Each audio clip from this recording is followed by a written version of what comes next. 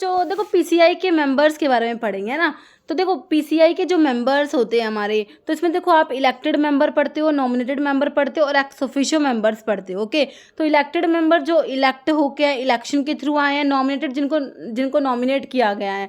Okay, और ex officio members होते हैं। ये 3 टाइप के आपके मेंबर्स होते हैं पीसीआई के जो मेंबर्स होते हैं। तो इलेक्टेड मेंबर्स जो होते हैं ना बच्चों, उसमें से देखो इलेक्टेड मेंबर्स में जो 6 मेंबर्स होते हैं उनको तो यूजीसी, हमारी जो यूनिवर्सिटी ग्रांट कमीशन होती है, वो इलेक्ट करती है। 6 मेंबर को कौन इलेक्ट कर रहा है? आपकी यूजीसी इलेक्ट करती है 6 मेंबर्स को। और वो 6 मेंबर्स जो होते हैं ना, वो कहाँ से आते हैं? आपके टीचिंग स्टाफ से आते हैं। जो भी यूजीसी के अंडर जो यूनिवर्सिटी एफिलेटेड कॉलेजेस होते हैं ना, उनका जो टीचिंग स्टाफ होते हैं, उनमें से 6 मेंबर्स जो है इलेक्ट करती है यूजीसी। तो उन 6 मेंबर्स में से एटलीस्ट उसमें से कम जो है एक टीचर होना चाहिए। फार्मास्यूटिकल केमिस्ट्री, फार्मेसी, फार्माकोलॉजी और फार्माकोग्नोसी, इन चारों में से मतलब कि टीचर होना चाहिए, एटलीस्ट 1 टीचर होना चाहिए। Okay, in pharmaceutical chemistry, pharmacy, pharmacology and pharmacognosy से। तो ये 6 मेंबर जो यूजीसी ने इलेक्ट करे, ठीक है। ये जो टीचिंग स्टाफ से इलेक्ट करे हैं, जो ये टीचिंग स्टाफ कहाँ से? आपका इंडियन यूनिवर्सिटी से या फिर एफिलिएट कॉलेज जो ग्रांट करते हैं डिग्री या डिप्लोमा इन फार्मेसी, ठीक है।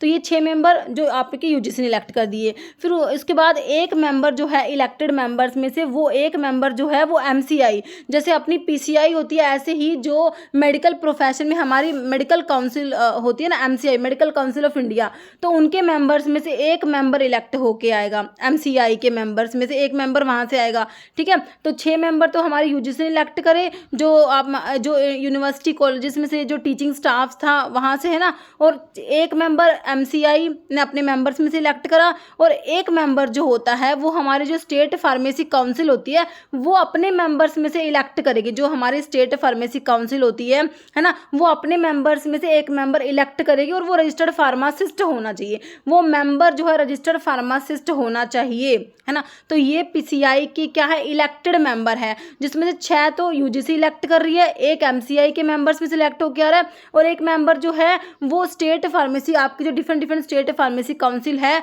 वहां से एक मेंबर, वो अपने में से एक मेंबर जो है इलेक्ट करेगी, और रजिस्टर्ड फार्मासिस्ट जरूर होना चाहिए, ठीक है। तो ये आपके इलेक्टेड मेंबर हो गए। उसके बाद नॉमिनेटेड, है ना, जिसको नॉमिनेट किया गया है। ओके, तो उनमें से 6 तो सेंट्रल गवर्नमेंट नॉमिनेट करेगी। तो क्वेश्चन बहुत बार बना है कि भाई नॉमिनेटेड मेंबर, सेंट्रल गवर्नमेंट कितने मेंबर नॉमिनेट कर रही है?